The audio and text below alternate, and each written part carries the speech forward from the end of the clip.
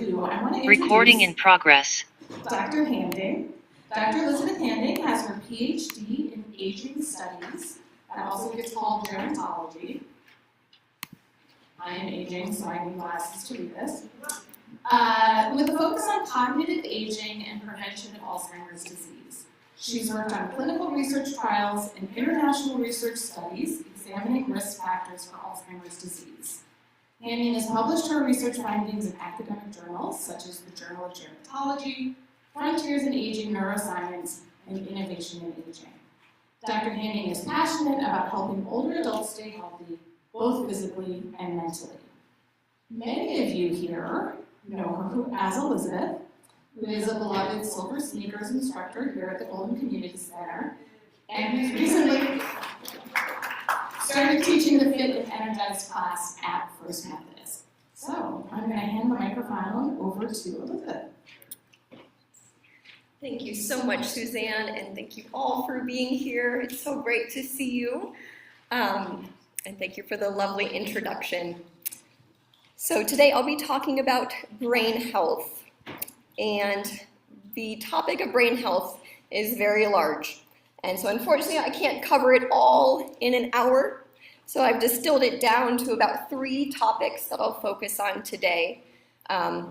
First, I'll talk about when cognitive aging begins. I'll talk about what is considered normal cognition versus what are signs of dementia. And then I'll finish with how we can keep our brain active as we age. So a few disclaimers before I get started. I am not an MD doctor. I'm a PhD doctor, meaning I have my doctorate in research. So if you do have concerns about your memory or a loved one, please see a doctor or talk to an MD doctor. And then also I will be presenting mainly research findings. So what I'll be talking about is backed up by scientific evidence, scientific research. If anything comes along on your phone or computer with someone trying to sell you a pill or a diet or something like that, most of that is not rigorously tested. So they're just trying to sell something to you. So what I'm presenting to you is research-based and evidence-based. So how did I get into gerontology? Maybe you've wondered that. And it comes down to a personal story.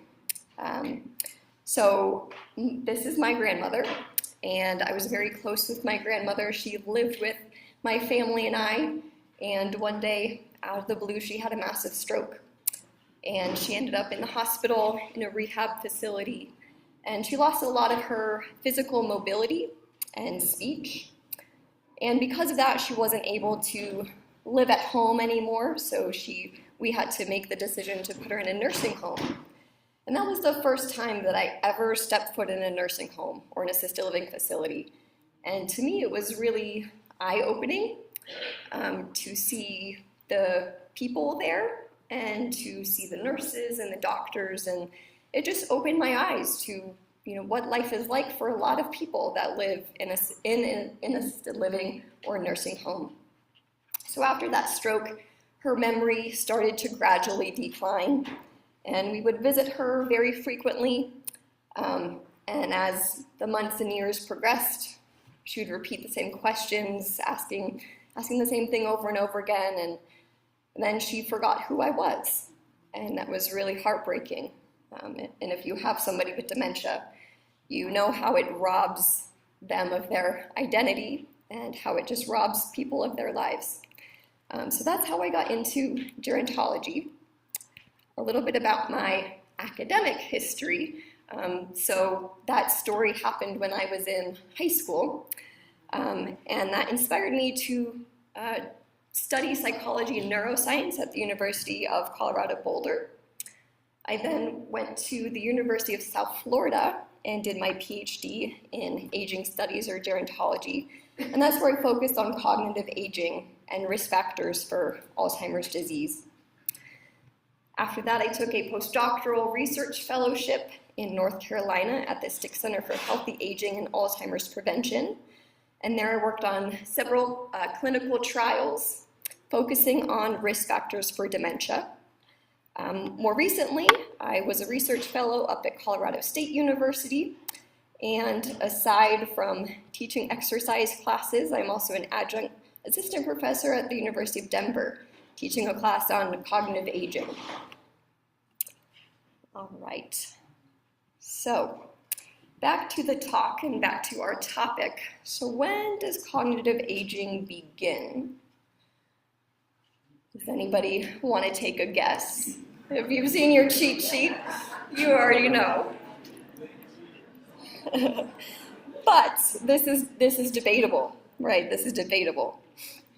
So one research study shows that cognitive aging begins in your 40s and 50s, right? It begins in your 40s and 50s.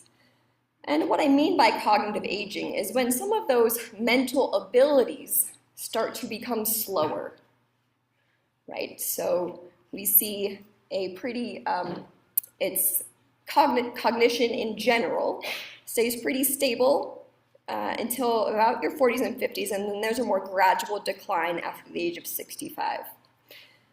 The other interesting thing is we do see differences in men and women. A lot of that we don't understand. We don't know why there are these differences. But in general, the field agrees that cognitive aging starts to begin in midlife, in your 40s and 50s. One thing to note here is that why do we think there's a more gradual decline after the age of 65? Anybody want to take a guess? Retirement. Yeah, so in psychology, retirement is a big milestone for your brain, right? When you're working, you're engaging your brain every day for however many hours you're working. And then when you decide to retire, right, that work doesn't continue. You are engaging your brain like you used to for many, many years. So retirement may play a role in seeing this decline. But not all decline is equal. So this is a study by Timothy Salthouse, and he followed people longitudinally, testing them year after year and seeing what mental abilities declined and what improved. So the good news is not all is lost. Your vocabulary knowledge actually does show some improvement with age, right? So your vocabulary knowledge, a test that they do to test your vocabulary is they say, starting with the letter D, tell me how many words you can name that start with the letter D in 1 minute. So that's an example of a cognitive test to test your vocabulary knowledge, and they show that as you get older, that ability improves. So the abilities that do decline, one that I want to mention is speed. So speed, think of that as reaction time. Think about that as how quickly information goes into your brain and how quickly you can process that information.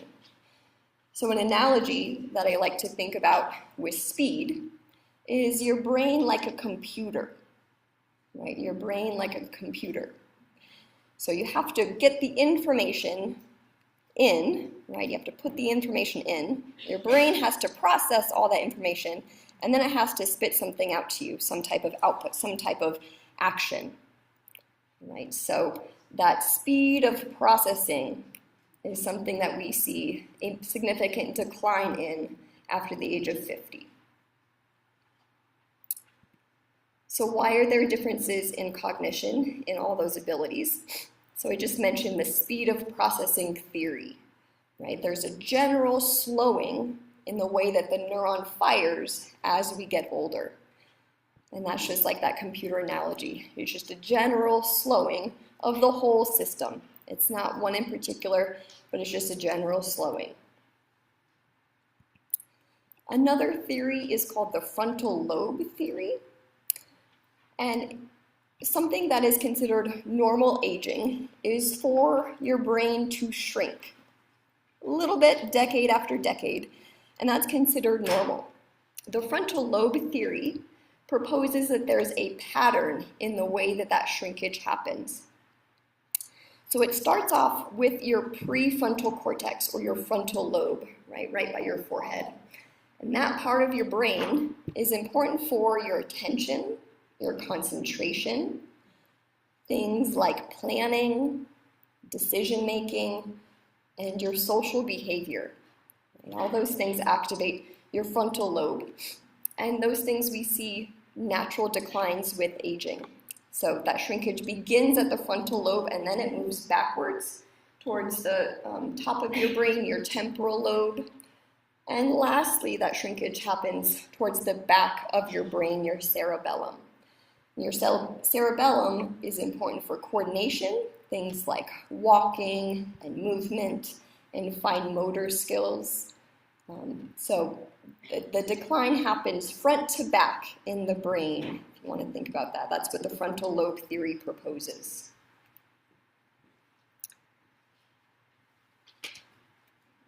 Yeah. Can I drop that shade a little bit? There's a car that's reflecting right now. Oh yeah, sure. Yes, and if you do have questions, I am going to try to talk for about 45 minutes, and then I'll leave about 15 minutes for questions. So, thank you. Okay. So the next topic, what is considered normal cognition versus what is dementia, right? I've talked about normal cognitive aging, that there are some declines in certain abilities, but does that mean that you have dementia? So, a little pop quiz for you. So, Thank you. you're welcome. All right, so I want you to answer these questions, either answer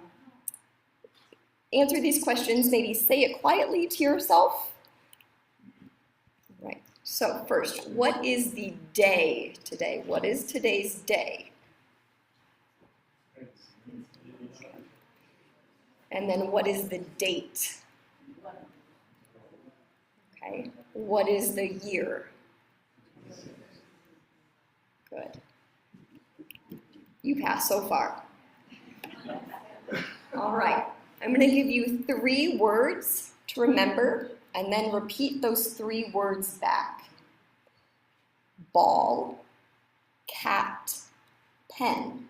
So repeat those 3 words back. Okay, say it one more time. Good. All right. Next up, I want you to spell the word earth backwards. Spell. All right, so a little more challenging. All right, who can tell me those 3 words that I just told you to remember? All right, it was ball, cat, pen. All right, so this is a simple test that maybe your primary care physician has done on you or for you. And it is a modified cognitive test to screen for dementia.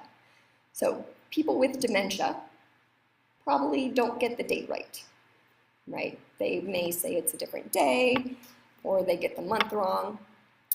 Word recall, they can probably say those 3 words, right? But if you ask them a few seconds later, they probably don't remember those 3 words. Working memory, where I had you spell the word earth backwards, that's where you have to first remember how the word earth is spelled, and then mentally manipulate the word in your mind to spell it backwards. So that's called working memory. People with dementia cannot do that task. And then delayed recall, right? That's, can you tell me those 3 words again?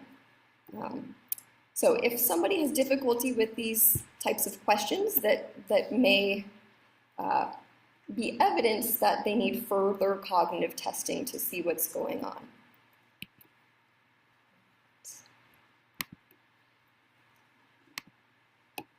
This slide always gets stuck for me. Yeah. There we go. All right. So what's considered normal versus what is dementia? Again, just to review, if you forget the day of the week, the month, Sometimes forgetting that is pretty normal, but if you think you're living in a different year, right, if you think you're living in the 1980s, that's concern for your memory. If you forget a word or the name of a person, I know that happens a lot, but the key is if you're able to recall that name later or recognize that, oh yes, his name was John, that's right. That's pretty normal. But if a whole conversation seems to be scattered or disjointed or their ideas are not making sense, that's concern. If you forget to take a turn to a location, right, you're going to the rec center and your mind is somewhere else and you forget to make that right turn, somewhat normal.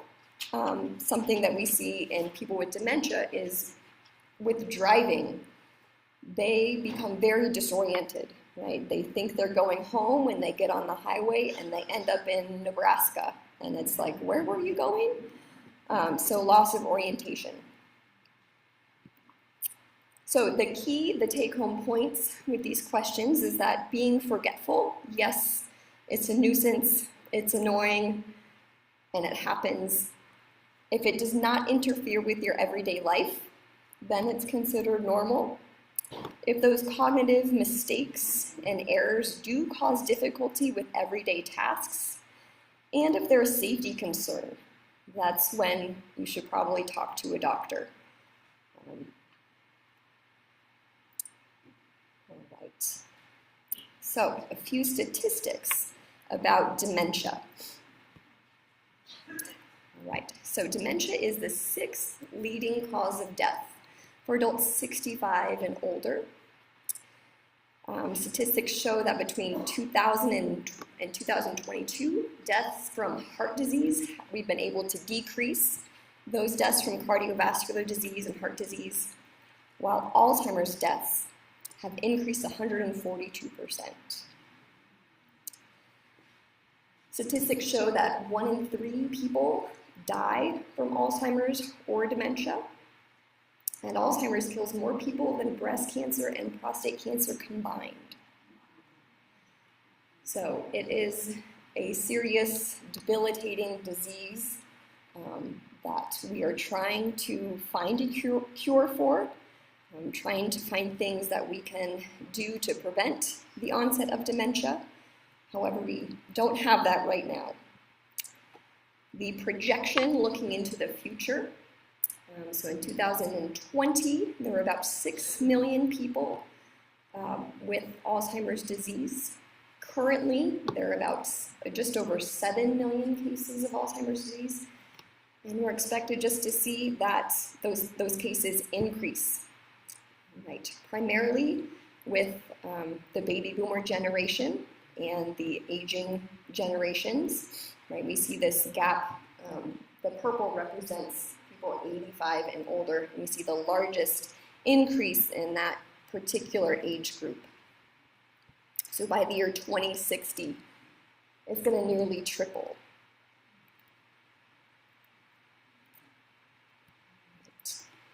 So I've been talking about Alzheimer's disease and dementia and using those terms very loosely, but I want to discuss what Alzheimer's disease actually is and what dementia actually is. So dementia is an umbrella term that describes various different types of cognitive impairment. So there are different symptoms depending on the type of dementia that a person has. Alzheimer's disease is the most common, so 60 to 80% of people who have dementia have Alzheimer's disease. Vascular dementia is the type of dementia that typically it typically happens post-stroke, so post-brain injury, and it's usually a stepwise decline. Lewy body dementia is the presence of a cell called Lewy bodies within the brain, and then frontotemporal dementia is a type of dementia that primarily affects the frontal lobe. Most people, if they don't have pure Alzheimer's disease, they have a mixed type of dementia. And that's when a person has some evidence for Alzheimer's disease and some evidence for vascular or Lewy body, or vice versa. So having mixed dementia is also a common outcome. So these types of dementia that I just mentioned are determined by a brain scan. So they all have certain hallmarks, certain pathological markers, and that differentiates the types of dementia that a person may have. So, Alzheimer's disease. Since this is the most common, I'm going to spend most of the time focusing on Alzheimer's disease. So Alzheimer's disease was first diagnosed in 1906 by a German physician, Alois Alzheimer, and he was a psychiatrist, and he was working in the psychiatric ward, and there was a lady named August Dieter, and she was only in her 40s, but in 1906, that was quite advanced age. And she was showing signs of forgetfulness and disorientation, and conversation was scattered. And after she died, he decided to do a brain autopsy on her brain and discovered that there was something called amyloid, beta amyloid, and tau tangles in her brain. This had never been seen before. And so he is the one who discovered Alzheimer's disease. So the hallmarks for Alzheimer's disease are having these amyloid beta plaques and neurofibrillary tau tangles. So these plaques build up between your neurons and eventually lead to cell death. And these tau tangles are inside of the neurons that cause the neurons to shrink. Right? And they disrupt neuron communication, and you just see this total shrinkage within the brain and within particular parts of the brain, like the hippocampus. That is where your memory is stored, is in the hippocampus of your brain. The interesting thing about beta amyloid and neurofibrillary tangles is that now with advanced imaging, we can use a brain scan to see how much amyloid or tau a person has in their brain. What is so complicated about Alzheimer's disease is that healthy people have amyloid in their brain. Healthy people have tau in their brain to a certain level. And these people don't go on to get Alzheimer's disease. If you do look at somebody with Alzheimer's disease, you do see higher amounts of amyloid beta and tau. But it is so interesting that people can still have these pathologies in their brain and not have the actual disease yet. So what is the top risk factor for Alzheimer's disease? Does anybody know? What's the top risk factor? Genetics, diet, exercise, age, family history. So the top risk factor is actually age itself. It is age itself. So about 5% of people between the age of 65 and 74 will develop or be diagnosed with Alzheimer's disease. Grows to 13% in your 70s and mid-80s, and then about 33% over the age of 85. So that's that 1 in 3 people over the age of 85 could be diagnosed with Alzheimer's disease. So a lot of people think that genetics plays a big role in Alzheimer's disease. And it certainly does. It is important. And we're learning more and more about genetics as we learn more and more about Alzheimer's disease. The one gene that we do know is related to Alzheimer's disease risk is called the apolipoprotein E gene. So there's 4 different types of genes that a person can have. They can have an E2, an E3, or an E4 gene. And this E4 gene is the risk factor for Alzheimer's disease. And this one gene accounts for about 5 to 10% increased risk in Alzheimer's disease. So that is a pretty large amount for just one gene. There are hundreds of thousands of other genes that may be related to Alzheimer's disease that we don't know about yet. And they probably also contribute some risk. But in general, genetics only plays a small role in the risk for Alzheimer's disease. What about lifestyle, about diet, exercise, smoking, hypertension, right? All those things certainly play a role in your risk for Alzheimer's disease. And it's not just one thing. It's the culmination of these lifestyle habits, right? So Alzheimer's disease is multifactorial. It's not caused by just one thing. If it was, we would have solved it and we would have a cure. But it's multifactorial, very complicated. It's also complicated because everybody is different, right? Individual differences. None of us have the same genetic makeup. We see differences between men and women, differences across races, even differences depending on where you live. So we don't know exactly what causes Alzheimer's disease. In terms of drug developments, so what can we do if somebody is diagnosed with Alzheimer's disease? There is no current cure to prevent or treat dementia. We have some medications that can potentially slow the progression, and the goal is to hopefully maintain a person's functioning, both cognitively and physically. So things like Aricept, Exelon, Namenda, those work on neurotransmitters within the brain. In 2023 and 2024, 2 new medications were approved by the FDA, Leqembi and Kisunla. These 2 medications are given intravenously, either every 2 weeks or every month, and they focus on modifying the disease itself. So they're focused on removing that amyloid plaque from the brain, and they do show some evidence for slowing cognitive decline. However, we have these medications, but they're very expensive. We're talking about $20,000 to $25,000 a year. They're also given intravenously, so a person has to go to a clinic. Not everybody has access to these clinics or these medications. But there is hope. So looking forward, currently there are 12 drugs that are expected to complete phase 3 trials in 2026. So there's hope that we may find something to hopefully cure this disease.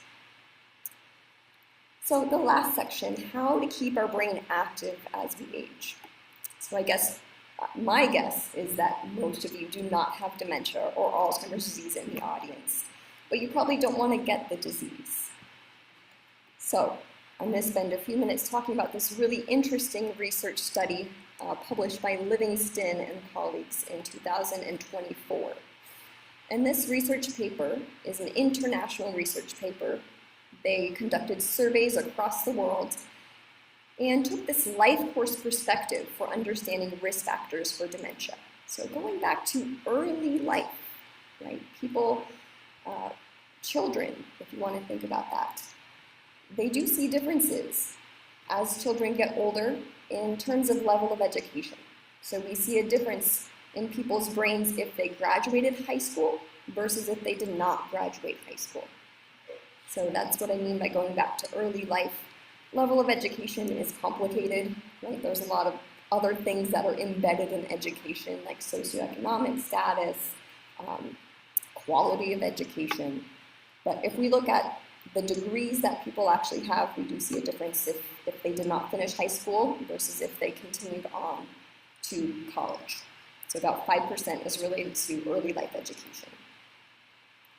To our midlife, right? So what factors contribute to Alzheimer's disease in midlife? These are thinking about ages 40 to 60.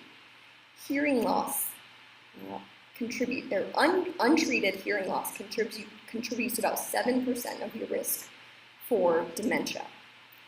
things like high cholesterol, depression, traumatic brain injury, and then a host of other lifestyle factors like physical inactivity, uncontrolled diabetes, heavy smoking, hypertension. So all of these factors here, if they go untreated, they can increase your risk for Alzheimer's disease and dementia. Right? So these are things that people in their midlife, if they don't treat them, it's a cumulative a culmination of these factors. So later life, in a person's 70s and beyond, social isolation, this study shows, contributes risk for dementia by about 5%. And this research comes out after the COVID pandemic. So there's a lot of research that looked at how COVID impacted older people, particularly in facilities where they had no visitors, they had minimal contact from outside people, and that really impacted their cognitive functioning and risk for dementia. Something like air pollution, we probably don't think about that in Colorado, but across the world there are many millions of people that live in cities, and the pollution caused by trains and buses and cars, right? They're showing that inhaling those fumes contributes to a person's risk of developing dementia. And then untreated vision loss. So think about somebody who has cataracts and can't see clearly. So across the world, we see that people who have untreated vision loss, this leads to increased risk of dementia. So the take-home point is that when we add up all of these risk factors, 45% are potentially modifiable. Right? So 45% potentially modifiable. The other 55% we're not sure, right? Maybe genetics is in there, or you can look at other factors like gender and race and location and things like that. So the opportunity is now. You can make changes to your brain even if you are in your 70s, 80s, 90s, beyond. So protective factors. The protective factors can be distilled and simply put as focusing on your physical health, your mental health, and your emotional health. So physical health, right? It doesn't mean exercising every day. All it means is moving your body every day. Daily movement. You don't have to lift weights every day. Maybe something that you love to do is gardening. Right? That's physical movement, that's daily movement. If you have a dog, taking your dog for a walk, that's movement, right? So physical activity does not just mean exercise, it just means moving your body daily. Your mental health. Right? So how to keep our mental health sharp. Try learning something new. Right? Find some activity that you enjoy.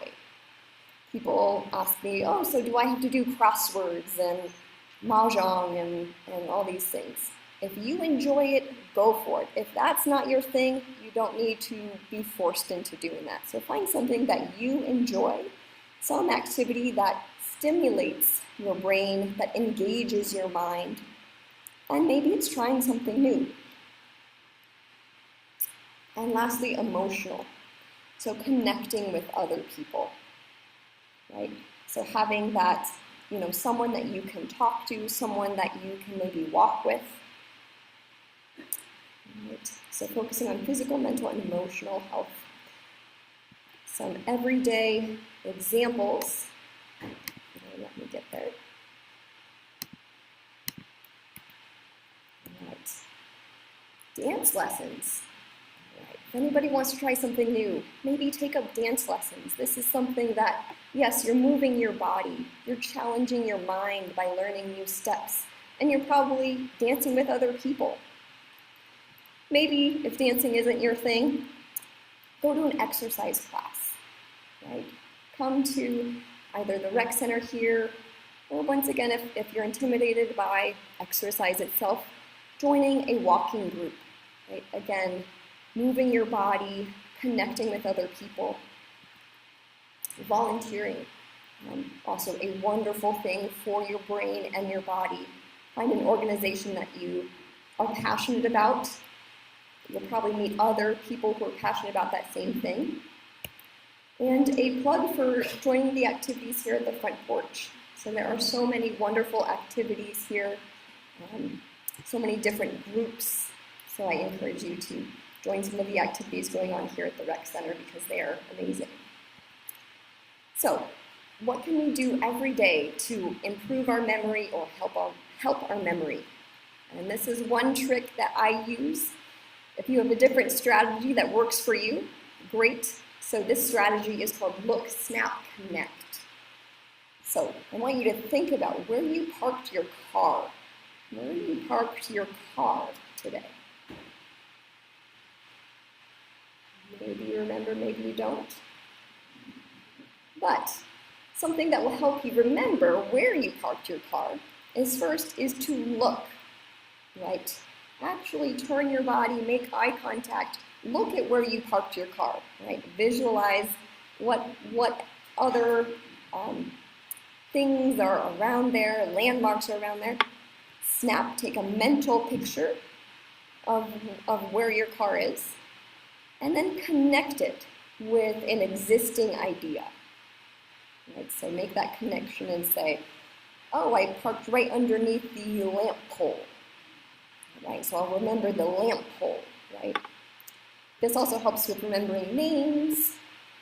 So looking at the person, taking a mental snapshot of what they look like and connecting that name to something else that you know or that you think you'll remember.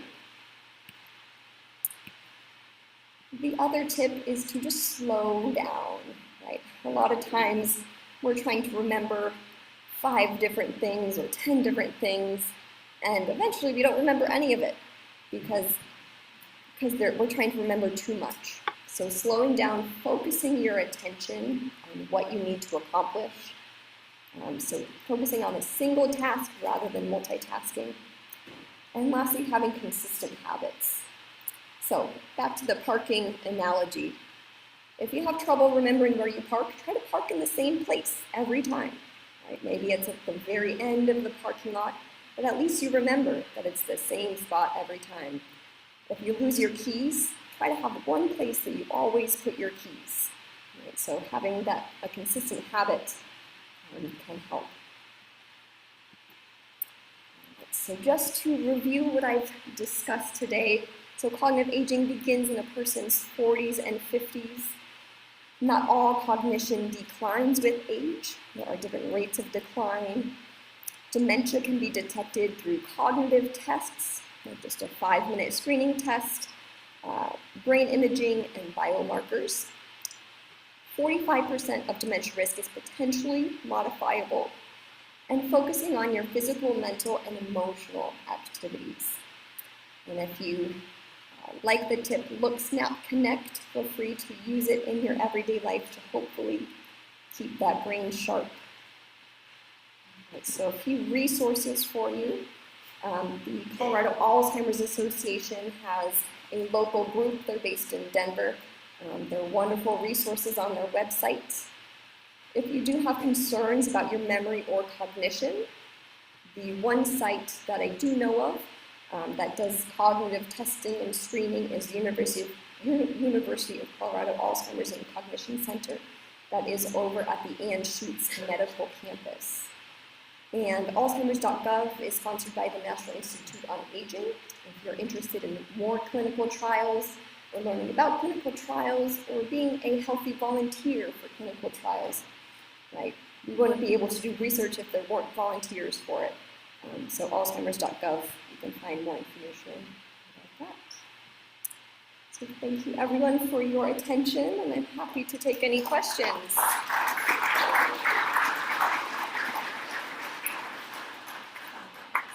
Right there.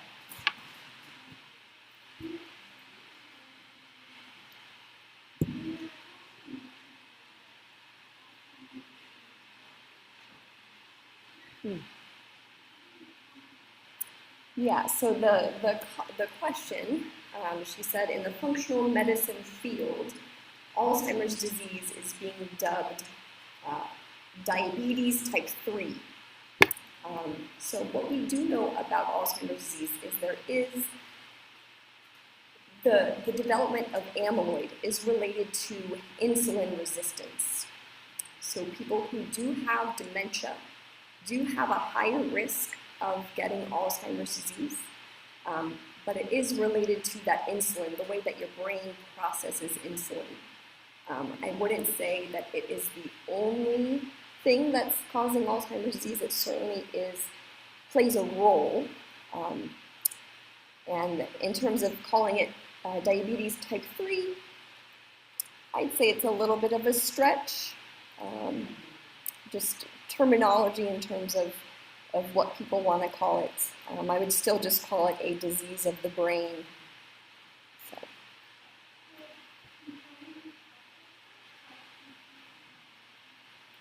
Yes, so could controlling your blood sugars help with that, the risk of getting amyloid and Alzheimer's disease? There is a clinical trial ongoing right now looking at metformin.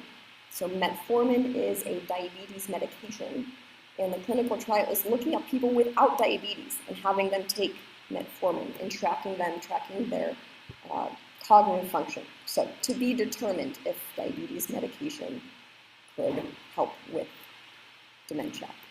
Yes.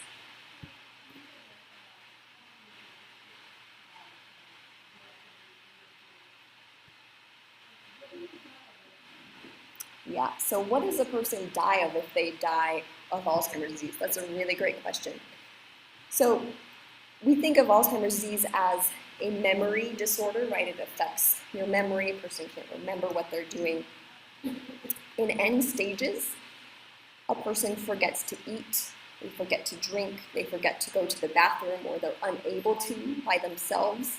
Then they develop an infection, pneumonia, something like that. So it gradually affects your memory, but the whole person in general, in that those everyday activities that we take for granted are really difficult for people with dementia. Eating, bathing, using the bathroom.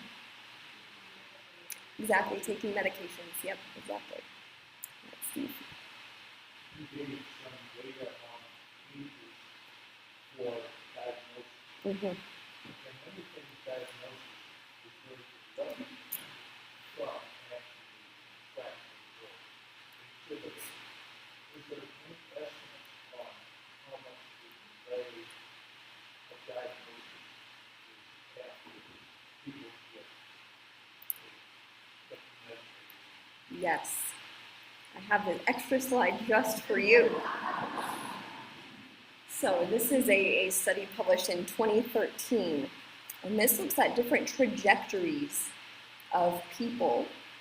This red line, the first line, is people or the detection of amyloid beta, right? One of the hallmarks of Alzheimer's disease begins before we even see any other symptoms within the brain. So it starts with amyloid beta, right? On paper, these people look cognitively normal.